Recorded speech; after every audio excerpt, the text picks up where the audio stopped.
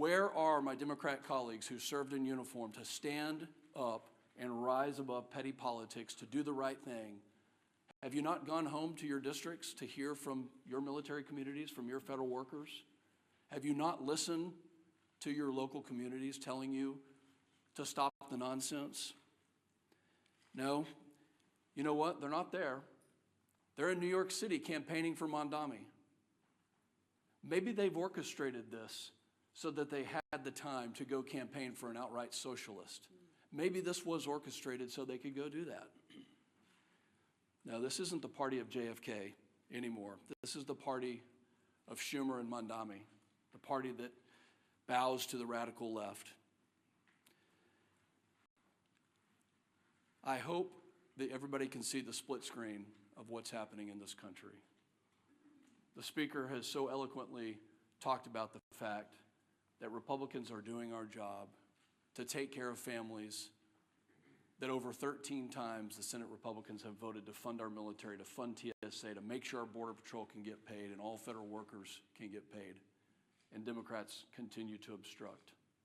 I hope you can see the dichotomy between the two sides here, and I'm calling on Democrat members, especially those who served in the military, to do the right thing.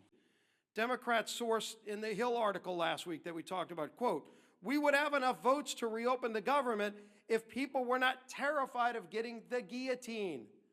This is Democrats being afraid of their own base because their base is so radical that they're afraid of their base. The American Federation of Government Employees, we talked about this yesterday, came out and said, quote, "It's time to pass a clean continuing resolution and end this shutdown today. No half measures and no gamesmanship." Rep. Amelia Sykes said, quote, "We know that people are going to suffer if we don't open the government. People will go hungry." Well, she knows it. She's causing that hunger, but let's put a point on this. In an ABC article regarding the 42 million Americans that are going to lose SNAP benefits next week, Joel Berg, who's the CEO of the nonprofit Hunger Free America, said this, quote, "We are going to see the greatest hunger crisis since the Great Depression." And that's not hyperbole, that's just true. The greatest hunger crisis since the Great Depression, when 42 million people lose their SNAP benefits this weekend. What are these Democrats waiting for? This is not a game. This is not leverage. They're taking food off the table for families, for babies. It's disgusting. It's time to end the madness. Enough is enough. You're playing politics with people's lives, and as Leader Scalise and the Speaker have reminded us, for what? So that you can appease the radical pro-terrorist wing of your party, so that you can fundraise off of picking a fight with President Trump. It's not worth it. In fact, it's despicable and downright wrong. There's a nonpartisan government funding bill waiting in the Senate to be sent to President Trump's desk immediately. It will come to the floor for a vote for the 13th time this morning. Put an end to the madness. Do the right and reasonable thing that you did back in March, by the way, and vote yes on our clean CR. Instead of complaining about a new White House ballroom, how about you try doing your actual job and reopen the government for the people you were elected to serve? President Trump and the Republican Party achieved some very important historic things in the last election cycle. We had a true demographic shift in the election. We had a record number of Hispanic and Latino voters, for example, who came into the Republican Party, record number of African-American black voters, Jewish voters, union workers, young people, demographics that had not traditionally in recent years been with the Republican Party in large numbers, and they came to us not reluctantly, but with hopeful anticipation. Why? Because they wanted a return to common sense. And they saw what the other party had done to them with their terrible policies and their terrible ideas and the radical woke Marxist progressive agenda, and they realized it didn't work for them.